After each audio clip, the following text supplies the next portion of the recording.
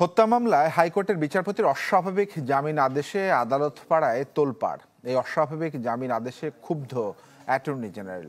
আর হাইকোর্টের এমন আদেশকে সর্বোচ্চ আদালতের নির্দেশনার লঙ্ঘন বলছেন আইনজীবীরা। আমি 3টি মামলার রেফারেন্স দেব। একটি বেঞ্চে সুপ্রিম কোর্টের হাইকোর্ট বিভাগ থেকে দিয়েছেন।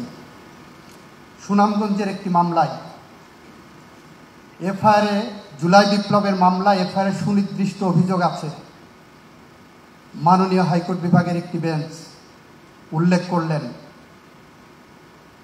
সুনির্দিষ্ট অভিযোগ না থাকায় তার অ্যান্টিসিপেটরি বেল দেওয়া হলো, ভালো কথা। তারপরে ডিস্ট্রিক্ট জাস্টিস সেশন জাজকে লিখে দিলেন সুনির্দিষ্ট অভিযোগ নাই, সেই কারণে তাকে জামিন দিয়েছি, এবং ডিস্ট্রিক্ট জাজকে নির্দেশ দিলেন যে তুমি ওর বেল বিবেচনা করবা।